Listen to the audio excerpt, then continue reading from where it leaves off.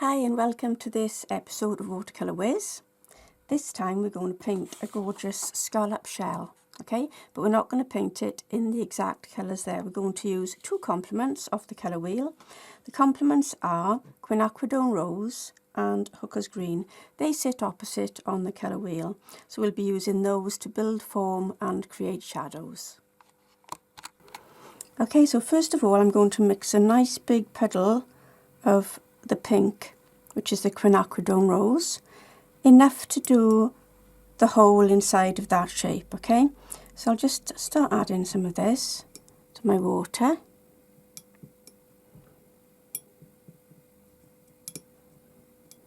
And if I need some more water, I could always spray some more in. Better to have more than you think you need rather than run out part way through, okay? So that's going to be a lovely sort of soft pink, and it'll dry a lot paler as well. Make sure you don't get any lumps that like I've got there. Okay, so again I'm just going to be err on the side of caution and put some extra drops in there so I've got enough to be going on with. Okay, so let's cover the whole shell in this lovely pink. I'm being really careful around the edges, you know, to get that lovely scalloped, so that it goes up and then it goes down, you know, sort of like little undulations all around the edge of the shell. And that's what makes it recognisable, isn't it?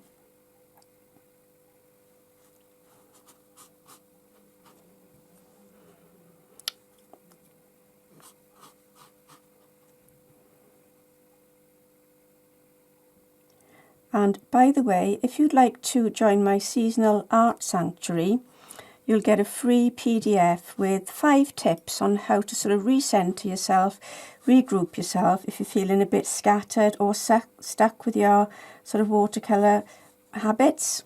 So the link is in the description below, and if you just sign up to my email mailing list, I'll pop that out to you.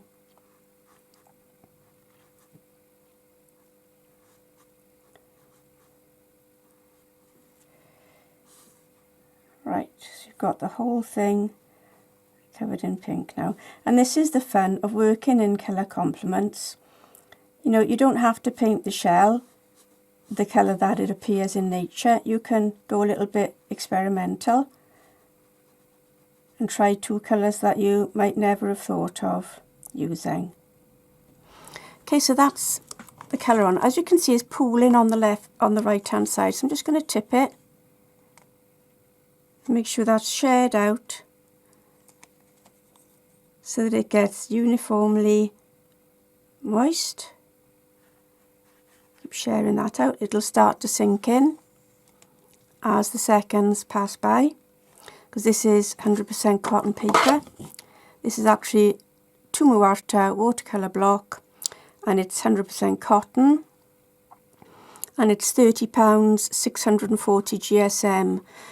So it's quite a thick paper, you know, it absorbs a lot of water, and that's nice because as a watercolourist you need paper that absorbs a lot of water so that it gives you more painting time and doesn't dry out really fast. As you can see now, that's soaking in really nicely, and that subtle sheen like that, that's what I want on the painting, but I don't want any sort of build-up of colour like it's still doing there. See that, those puddlings? I don't want those, so you need to keep sharing them out. You can sort of twist your board 360 degrees just to keep moving it around and letting it soak in. And this is where a lot of people sort of fail at watercolour, is they don't put enough moisture into the paper at the early stages, like I'm doing now, letting it just soak into the paper. And then they start painting and certain areas dry out quicker than others, and then you get hard lines where you don't want them. And if you try and re-wet when it's part dry or part damp, you get back runs. So the trick is get it all really nice and moist like I'm doing now. Keep looking at a light source, that's why I keep tipping it to my light to see how the shine is looking. And I want that shine to be uniform all over, like that, see? Uniform shine.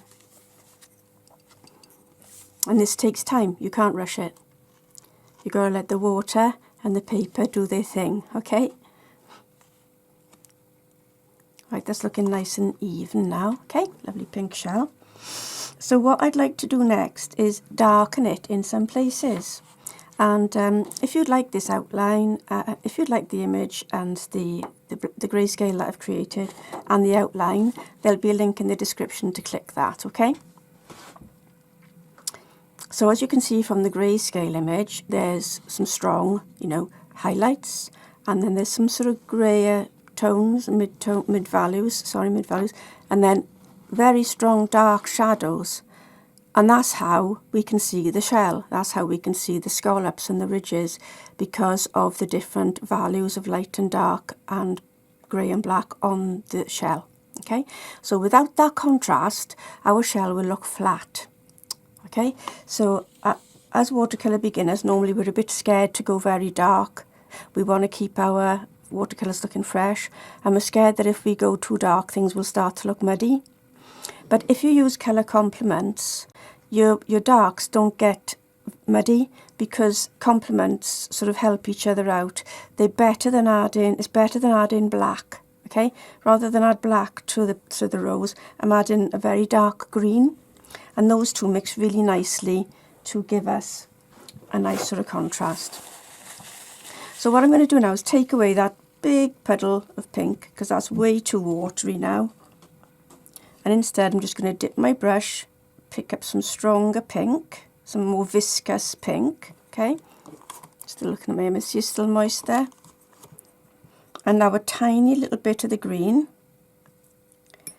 just to strengthen that. And I'm going to add that in places where I can see darker areas on the shell. It's not an exact science, it's just sort of where the shadows are. So the shadows are in the sort of the little curved areas, if I just show you.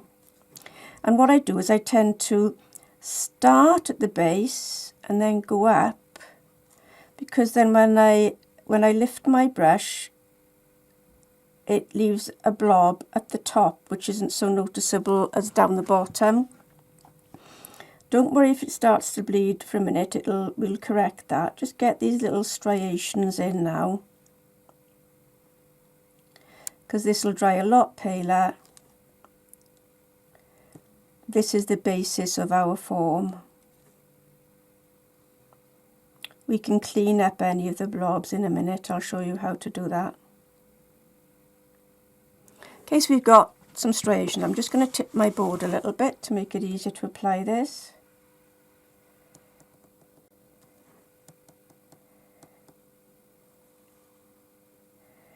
And again, it's a shell, you know, it's an organic shape, so don't, unless you really want it to be very accurate, like an illustration, then be happy for it to just, you know, merge and mingle on the paper. Okay, so we've got some, see, it's all still moist. See how moist that is? This is what 100% cotton paper does for you. It stays wet. It's really lovely. You need it as a watercolourist, right? Now, also there's some really dark shadow under there, isn't there? So let's get a bit of that in. And all these little dark areas start to make a form on the shell. There's a bit of shadow on the left-hand side of the sort of nose of the shell, if you like. The light seems to be coming from the right-hand side, so I'm going to go a bit darker on the left-hand side. And generally, I think I'm going to sacrifice some of the light. I'm going to use artistic license, because now it's all like really perfect and rigid. It's a little bit too regular for me. So I'm just going to swoosh the brush about a third of the way up the shell, third of the way across the shell, and just put a bit more pigment in some areas so it's not so perfect. Then, if you notice, there are some sort of arcs of striations coming across the fan of the shell, very noticeable near the outline, near the skirt of the shell. So I'm just going to get that with some more pigment. and drag that around. Let me zoom in a bit more.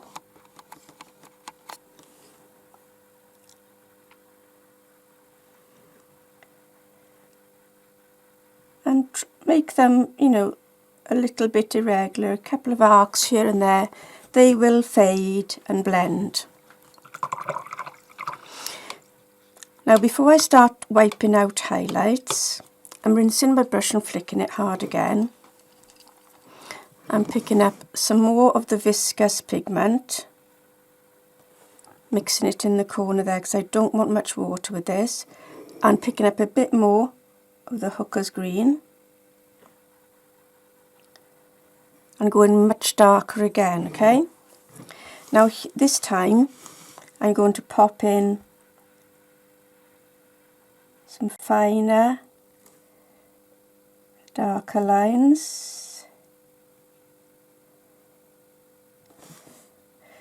to really accentuate some of the shadow areas there.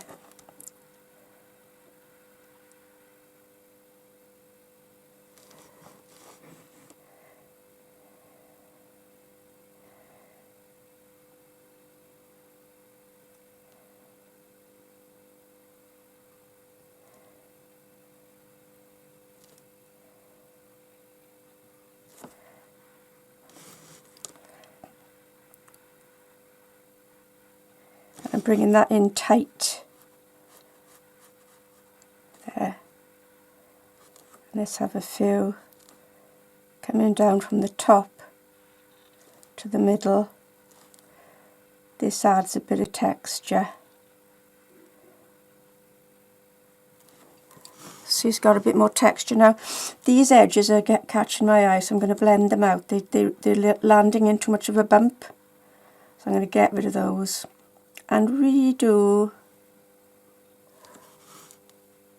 one or two lightly. Oh, see, when you lift your brush up it leaves a blob, so that's why I try and land it somewhere that is not going to be obvious, like land it in another area where the paint is dark, like that.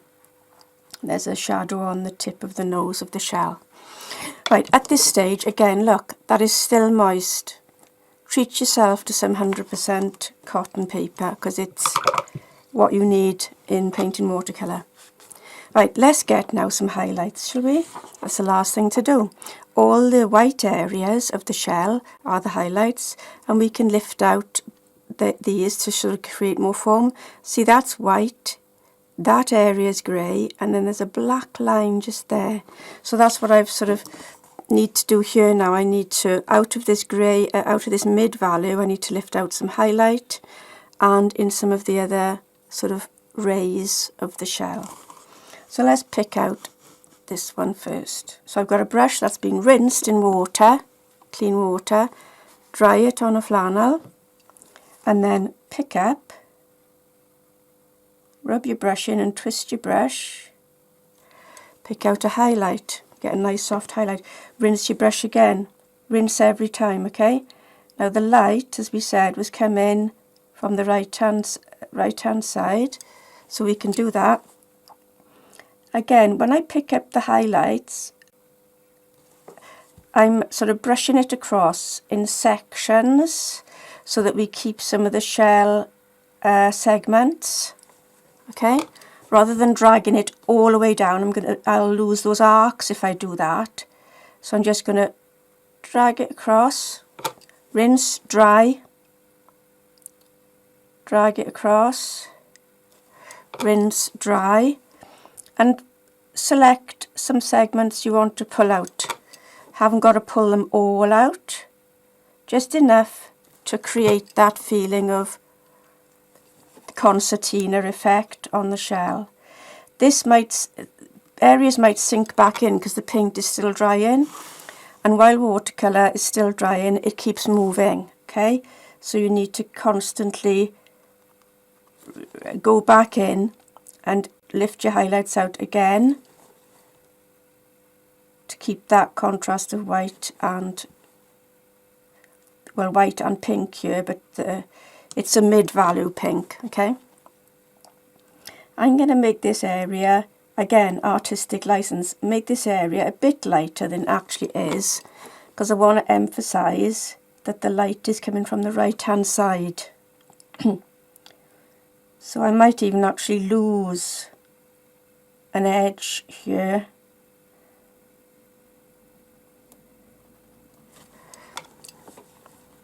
And this is paler on this little sort of fan at the base. This has definitely got to be whiter here because I want to show off the dark shadow underneath it. So we need that to be in the light. You could use a flat brush to do this. Flat brushes lift out highlights more easily. But I said to myself, when I was doing Watercolour Whizz, I wanted to keep equipment to minimal and paints to minimal. So that's why I do everything with this size 6 brush. But if you feel it's easier for you to use a flatty, go ahead.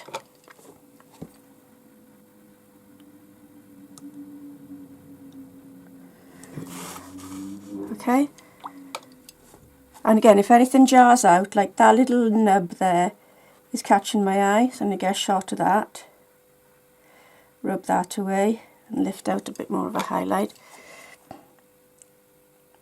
As you can see, some of the highlights I lifted out earlier have seeped back in a bit. And that's nice because you get an organic look.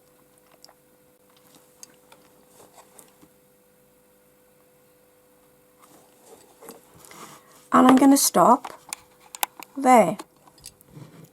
So I hope you've enjoyed this Watercolour Whizz and that you'll give it a go. Don't forget the link to the outline and the reference photos are in the description below. And if you want to get the studio resets with ideas on how to get yourself back into your painting, with some tips on reducing colour, reducing size, picking an old photo with memories, etc., click the link below. If you like this video, please give it a like. And if you click on the black bell, you will get notifications of when another Watercolour Whizz is live. Okay, thanks for watching. See you in the next one.